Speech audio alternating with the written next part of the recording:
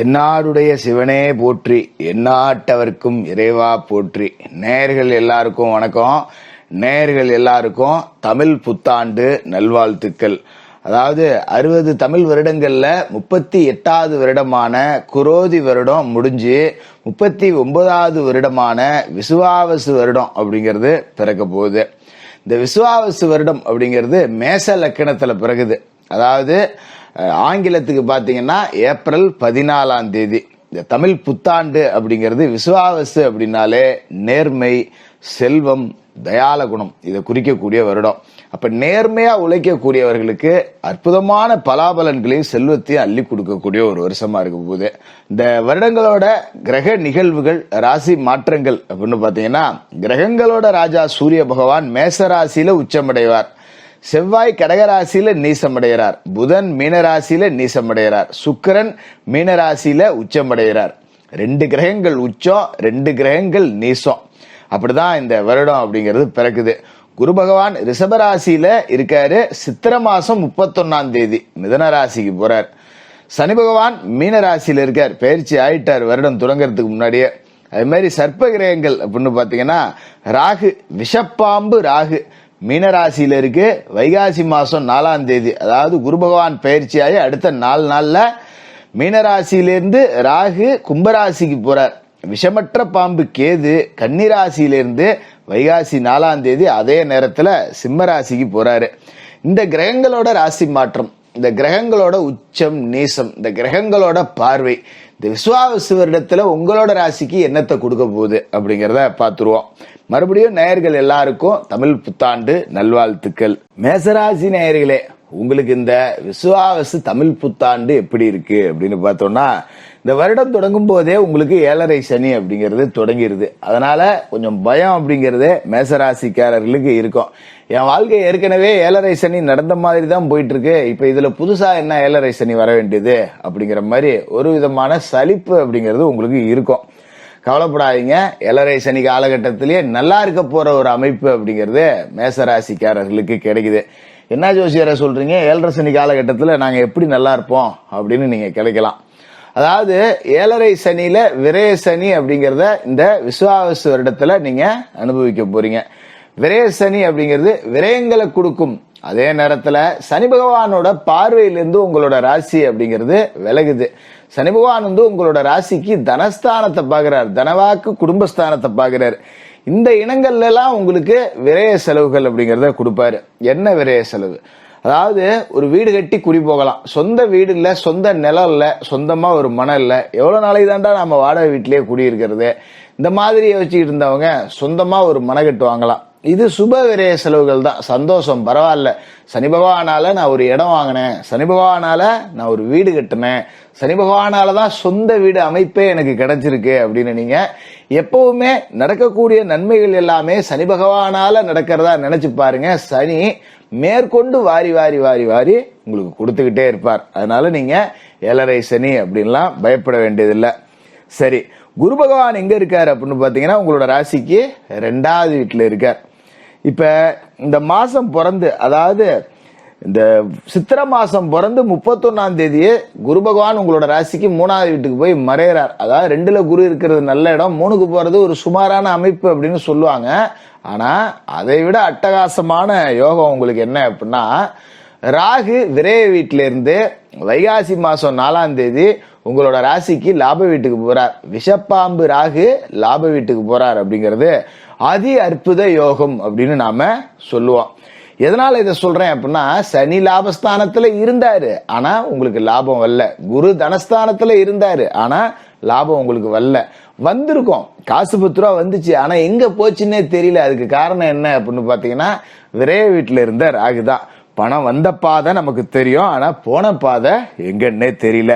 வந்தது 10 ரூபா, செலவானது 20 ரூபா, மேற்கொண்டு கடன் 10 ரூபா தான் மீதி இருக்கு அப்படிங்கிற நிலைமையை தான் உங்களுக்கு கொடுத்திருப்பாரு. இப்ப விஷப்பாம்பு ராகு லாப வீட்டுக்கு போறாரு பாத்தீங்களா, இது உங்களுக்கு ஒரு ஜெயில இருந்து விடுதலையான மாதிரி இருக்கும்.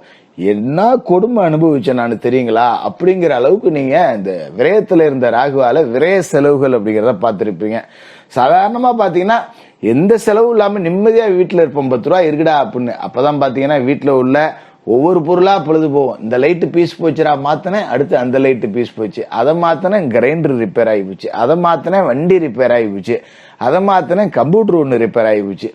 இப்படி பழுது போன பொருட்களை நாம பழுது நீக்க செலவு பண்ணியே கடங்காரன் ஆயிருப்போம் அப்படிங்கிற நிலைமை தான். திடீர்னு பாத்தீங்கன்னா தொழில் செய்யற தொழில் உட்காந்து எந்திரிச்சிருக்கும். ஒரு நிலையற்ற வருமானம் அப்படிங்கிறது இருந்திருக்கும். தொழிலை நம்பி 10 ரூபாய் ஆச்சும் கடன் கூட வாங்க முடியாது ஒரு அல்ல அர்ஜென்ட்டுக்கு. ஏதோ மாசம் ஒரு 50 ரூபா வருது, 30 ரூபா வருது அப்படின்னா சரிப்பா 30 ரூபா வருது, ஒரு 10 ரூபா கடன் வாங்கலாம், கொடுத்துடலாம் அப்படிங்கிருக்கும். ஆனா நமக்கு அப்படி கிடையாது. என்ன அப்படின்னா 30 ரூபா இந்த மாசம் வருது, அடுத்த மாசம் 3 ரூபா கூட வராது, அடுத்த மாசம் 50 ரூபாயா வருது, அடுத்த மாசம் 5 ரூபா கூட வரல. இப்படி நிலையற்ற தன்மை அப்படிங்கிறது ஓடுனதால உங்களால கடந்த குரோதி வருடத்துல பெருசா சாதிக்க முடியல. இந்த விசுவாவசு வருடம் அப்படிங்கிறது உங்களை சாதிக்க வைக்கக்கூடிய வருஷமா இருக்கும். குரு பகவான் ராசிக்கு 2வது வீட்டுல இருந்து 3வது வீட்டுக்கு தைரிய வீரிய ஸ்தானத்துக்கு போறார், சகாயஸ்தானத்துக்கு போறார். அப்ப குரு உங்களோட ராசி அதிபதி செவ்வாய்க்கு நட்பு கிரகம் அப்படிங்கறதால வைகாசி பிறந்த உடனே மாற்றங்கள் அப்படிங்கறத நீங்க எதிர்பார்க்கலாம்.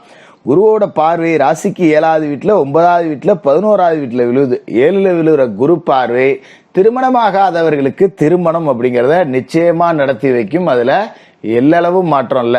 எங்கெங்கயோ பொண்ணு பார்த்தேன், எங்கெங்கயோ மாப்பிள்ளை பார்த்தேன், கல்யாணம் நடக்கல, ஜாதகம் செட் ஆகல, பொண்ணை பிடிக்கல, பொண்ணுக்கு பிடிச்சா மாப்பிள்ளைக்கு பிடிக்கல, மாப்பிள்ளைக்கு பிடிச்சா பொண்ணுக்கு பிடிக்கல, இப்படியே ஓடி போன தடைப்பட்ட திருமணங்கள் எல்லாம் இந்த வருடத்துல வைகாசி மாசத்துல நிச்சயமா நடந்தேறும். அதுல எந்த விதமான மாற்றமும் இல்லை.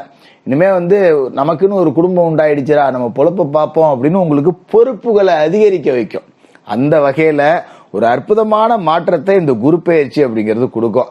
அது மாதிரி 7ஆம் இடத்துல குரு பார்வை இருக்கும்போது திருமணம் நடக்குது. ஆணோ பொண்ணோ மேசராசிக்காரர்களுக்கு வரக்கூடிய வாழ்க்கை துணை அப்படிங்கிறது நல்ல உத்தியோகத்தில் இருக்கக்கூடியவரா, நல்ல குணம் கொண்டவரா, நல்ல செல்வாக்கு மிகுந்தவரா, அழகானவரா கிடப்பாங்க. அதே மாதிரி நல்ல குடும்பம்.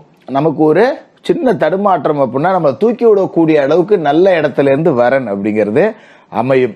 அது மாதிரி கூட்டு தொழில் சிறப்பா இருக்கும். குறிப்பா பெண்களோட கூட்டணி வச்சு தொழில் செஞ்சீங்கன்னா, அது சகோதரியா இருக்கலாம், தோழியா இருக்கலாம், தாயாரா இருக்கலாம், யாராவது பெண்களோட கூட்டு சேர்ந்து தொழில் செய்யுங்க. அப்படி இல்லையா நீங்க தொழில் செய்யறீங்க அப்படின்னா பெண்களை வச்சு தொழில் தொடங்க. மனைவி பேர்ல ஆரம்பிங்க, சகோதரி பேர்ல ஆரம்பிங்க, அம்மா பேர்ல ஆரம்பிங்க. இந்த மாதிரி ஆரம்பிச்சீங்கன்னா தொழில் உச்சத்தை தொடும். அது மாதிரி 9வது வீட்டுல குரு பார்வை விழுது அப்படின்னா சொந்த வீடு கட்ட போறீங்க அப்படின்னு அர்த்தம். நான் ஏற்கனவே சொன்னேன் பாத்தீங்களா, இந்த விசுவாவசு வருடத்துல வாடகை வீட்டுல இருக்கிறவங்க எல்லாருமே சொந்த வீட்டுக்கு போக போறீங்க. வாடகை கட்டடத்துல தொழில் செய்யறவங்க, வாடகை கட்டடத்துல கடை வச்சிருக்கவங்க எல்லாம் சொந்த கட்டிடத்துக்கு மாற போற யோகம் அப்படிங்கறதையும் இந்த விசுவாவசு தமிழ் புத்தாண்டு அப்படிங்கிறது கொடுக்குது.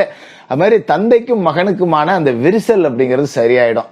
அப்பாவுக்கும் மோனுக்கும் எப்பவுமே 7ஆம் பொருத்தமா இருக்கு, எப்ப பார்த்தாலும் கத்திக்கிட்டே கிடக்குறாங்க அப்படிங்கிற நிலைமை மாறி தந்தை உங்களுக்கு 10 ரூபா கொடுத்து, இந்தா மகனை இதை வச்சு பொழைச்சிக்க 10 ரூபா முன்னுக்கு வா அப்படின்னு உதவி செய்யக்கூடிய நேரம் அப்படிங்கிறதும் கைகூடி வரும். அதோட முக்கியமான விஷயம் என்னன்னா, கடந்த காலகட்டத்துல காதல் திருமணத்துல ஈடுபட்டேன், அதனால பெத்தவங்களுக்கு பிடிக்கல, அவங்களுக்கு பிடிக்காத ஒரு பொண்ணை கட்டிக்கிட்டேன், இந்த மாதிரி பிரிஞ்சு இருக்கிறவங்கலாம் இப்போ ஒண்ணு சேருவாங்க. சரி போ, ஏதோ புள்ள தப்பு பண்ணிட்டான், ஒரு பேர பிள்ளையாச்சு கூப்பிட்டு சேர்த்துக்க வேண்டியதான் அப்படிங்கிற ஒரு மனநிலைக்கு வருவாங்க. இதனால பிரிஞ்சிருந்த குடும்பம் அப்படிங்கறத ஒண்ணு சேரும். அது மாதிரி உங்களோட ராசிக்கு லாப வீட்டுல ராகு இருக்காருன்னு சொன்ன பாத்தீங்களா, அந்த ராகுவை குரு பார்த்து புனிதப்படுத்துறார். இது எப்பேற்பட்ட ஒரு யோக அமைப்பு பாருங்க. ராகுவை குரு புனிதப்படுத்திடுறார். அற்புதமான ஒரு அமைப்பு இது.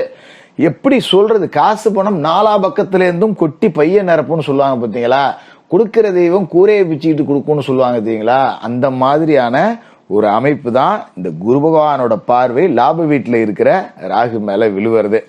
ராகு லாப வீட்டுல குரு பார்த்து புனிதப்பட்டதால சொந்த தொழில், செய்யற வேலை, எல்லா இடங்கள்ல இருந்தும் உங்களுக்கு வருமானம். அது மாதிரி யூக வணிகங்கள், ரியல் எஸ்டேட்டு, பங்கு வர்த்தகம், ஒரு ட்ரேடிங் பண்றேன், இந்த மாதிரி காசை விட்டவங்க எல்லாம் திரும்ப அதுலயே காசு சம்பாதிக்கக்கூடிய அமைப்பு அப்படிங்கறதையும் இந்த ராகு கேது பயிற்சியும் ராகு மேல உழுவுற குரு பார்வை அப்படிங்கறதும் கொடுக்குது.